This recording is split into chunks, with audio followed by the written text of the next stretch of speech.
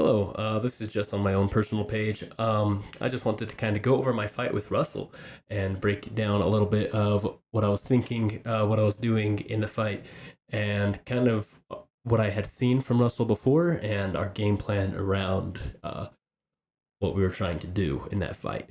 So we're going to start first with Russell's fight against Brendan Ferreira, which was the first fight that I ever seen from either one of those guys, and it's like one of my favorite fights to ever watch. So super good striking from both these guys, but just kind of watching where I saw Brendan find success and where I saw him find not success, I guess, where Russell found some success.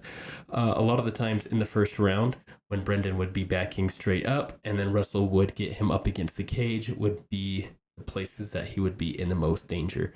He was having pretty good success with like stagger stepping, I guess. He would step back and stop and then throw, and then step back and stop and throw.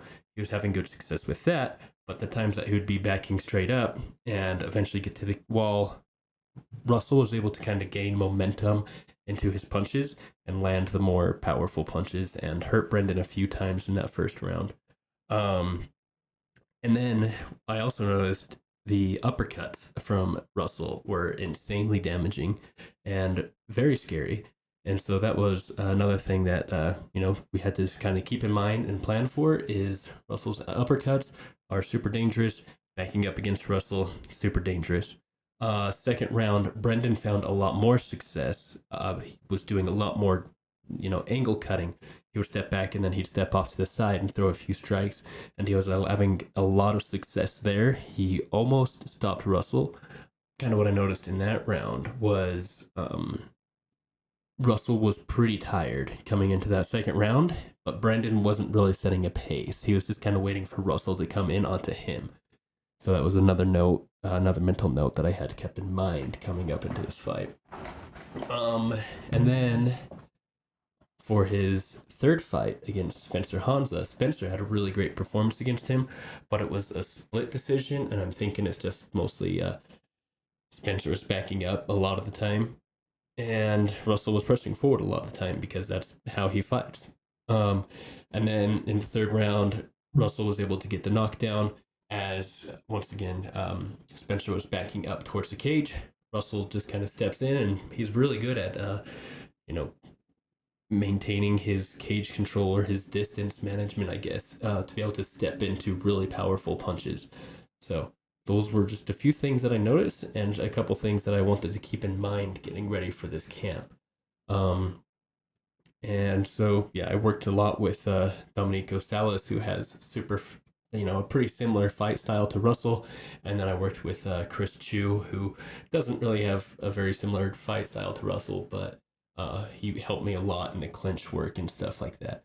So we're going to go ahead and jump into my fight now. And starting off with the first round, you can see like immediately as the fight starts, I guess whatever before the fight, I'm kind of psyching myself up. I was like smiling. That wasn't real. That was like fake smiling. I was actually pretty scared, but don't matter.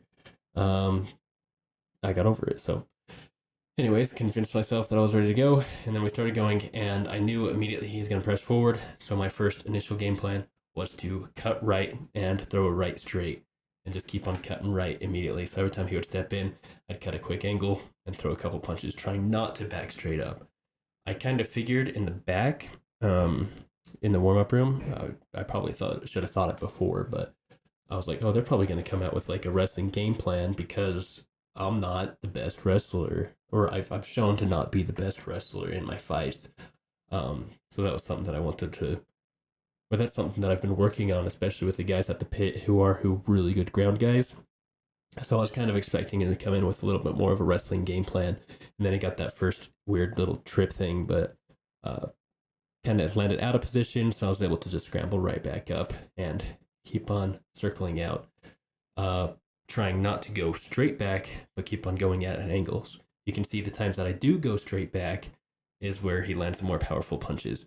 I did kind of how I was talking about Brendan Ferreira taking a stagger step back, he would step back and then throw, and then step back and then throw. I was finding success with that as well. But overall, the plan was just to bully the bully. Like, if he's going to be pressing forward the whole entire time, I need to press forward the whole entire time to not give him the range that he needs to set up those powerful punches. So that was, kind of just ended up to us holding each other on the fence the whole entire time, but in an exciting way because we would break away and strike and then keep on reversing position and stuff like that.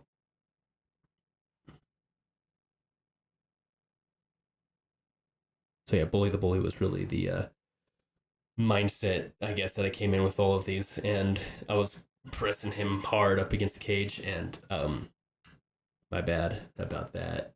So, all right, hold on, let me pause this real quick. I didn't realize that I was putting my fingers through the cage, but also I don't think I was using them to kind of grip him up against the cage. The way my feet were positioned or my body was positioned, I was pressing my full weight into him, and at no point when he pushed back, you saw me yank on the cage. Still, I shouldn't have been doing that. I didn't realize that I was doing it. My apologies, but I don't really think it had any impact on the outcome of the fight. I wasn't doing it intentionally. I got called out in the end of the second round for putting my fingers through the cage while the ref was on the opposite side. I didn't even know I was doing that. I think I was just like resting my hand there and my fingers were going through the cage. So, sincerest apologies.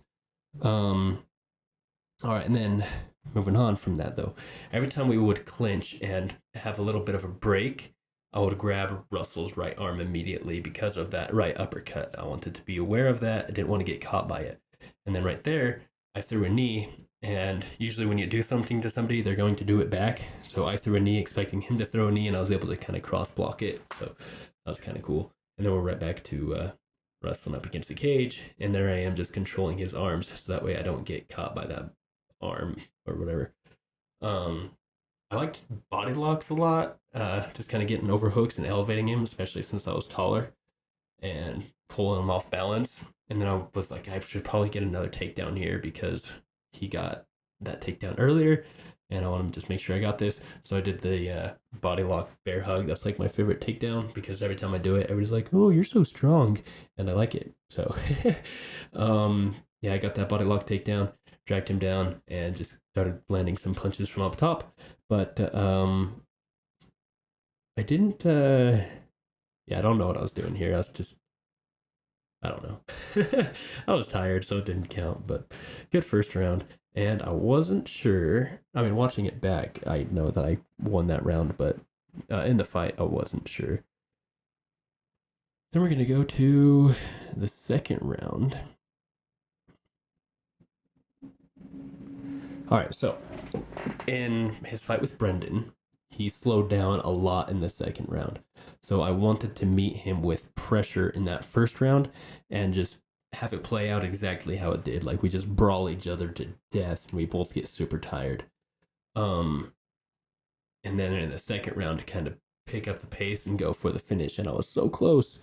And then, oh yeah, so every time I would shoot down or every time I would shoot and take him down, my intention with that was to just rest. Like I was hoping that we would go down and that he would relax and I could relax and have a minute to breathe.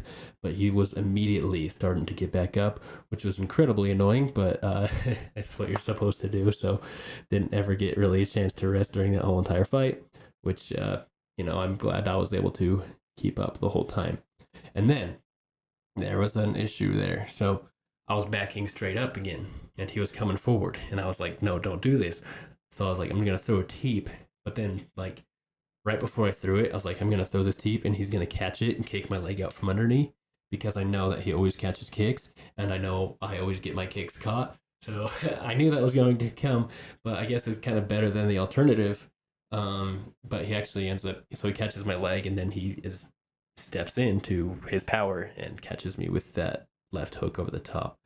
Then I circle back out, get him back up against the cage because I need to bully the bully again. And here I was having a lot more success with the positional battle, especially his foot kind of gets caught in the cage right before the head kick. So I keep him up against the cage. He gets square, get him with that body shot, and then it helps me set up the head kick. So I just got like super good accuracy on all of my strikes, and I think his foot getting caught in the cage kind of helped that body shot hurt a little bit more. This was a move that I actually learned from Rob Eastman, like the 3/4 Nelson and then landing some punches. And then I got that knee. I got a warning for that knee because it was like too close to the head. It was legal, but too close. So he just told me to be careful with it. And then here I was just kind of chasing the finish because like he was I already knocked him down twice, so I didn't know how much more he had in him. He had a lot more. I'm assuming around this time where I'm spamming all these right punches is where I broke my knuckle. Um, but yeah, so didn't quite get it. We were talking about also occupying the headspace because he does a lot of awkward body and head movement. So I was trying to put my jab out to get him to slip towards that lead kick and then throw it, which is why I was posting on his head and kind of throwing my kicks into there. I think the right kick had a success, but that left kick did not. And then here I am once again resting, but I was like, okay, I probably should get up and do something because, at least in professionals, just getting the takedown doesn't do anything. You have to do something with it. I don't know if that's how it is in amateurs, but figured I'd get up anyways. And so yeah, then just kind of wanted to hold him up against the cage, rest a little bit. Here's where I get called out for cheating. My bad again. And then I look over at Kent Mafaleo, and he's like, tie clinch. And I was like, no, like, I'm too tired, dude. I don't want to do anything. So, yeah. Now, I knew I won that round. Wasn't sure about the first round. But I was like, okay, if I wrestle in this last round, I for sure can get the win.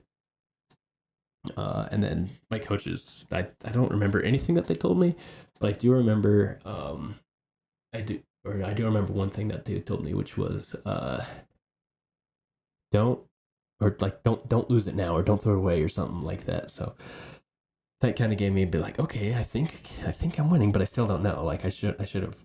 Well, like I guess you don't want to do math mid fight, so I shouldn't have asked. So, but anyways, yeah, I was incredibly dead tired coming out into this third round, and I was really hoping it would be over quick.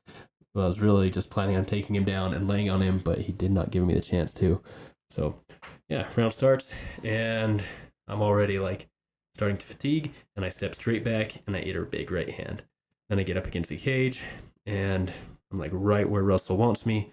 Most of his punches, though, are kind of rolling off of my guard, and then there I am stepping straight back again. I knew like here I was kind of in trouble to get stopped. I wasn't really hurt, but a lot of times when guys show up against the cage, it's kind of body language is that they quit. But I think the ref saw that I was pretty competent and coherently like blocking the punches and stuff. And then yeah, here I am just kind of laying on him, trying to get control, and didn't really work out because I don't have any further game plan past the initial takedown in this situation. So he eventually switches me back and then sits me on my butt, and I'm like, okay, like this is not a good round. I don't know if I won that first round. The second round I did. First round I don't know. Okay, so maybe if I can work my way back up and get a takedown, I might be able to win this third round. And then yeah, he was just like landing punches. I started working my way up, and then here I heard his coach say like, Russell, you need a knockout to win. Let him up. And that made me be like, oh shoot, like I won because he's not gonna knock me out. Our punches at this point weren't hurting each other. Well, I mean, I'll say his punches weren't hurting me, and I assume my punches weren't hurting him either because we just kept on going the whole entire time. So yeah, I was like, oh cool, like that means I basically just won this. I just need to stand up here and box with him a bit, and then got my favorite setup, the double hammer fist to a right cross. I've been like practicing that a lot because I knew it would be clinched a lot. My teammates like, that's not gonna work, but then it did. It kind of just like makes you be like, what the heck, and then all of a sudden you get hit really hard. So kind of funny. It's one of my new favorite moves. I'll be doing it a lot more. So be prepared. Look out for it. And then we're right back to wrestling again. And trying to fight for positional control, but we were so tired. Like I couldn't even stand up straight. See, I almost just about fell down. And he pushes me back. We separate. I step straight back and get cracked by that cross. And then, I fire back and have success. And then we're just brawling inside the cage. And yeah, that was basically it. I think, the more damaging uppercuts. So, that was pretty cool to shut his uppercuts down, and then bring my own uppercuts back, or not back, but uh, that was something that we were worried about, and then it ended up being something that was more beneficial on my end. So just pretty cool.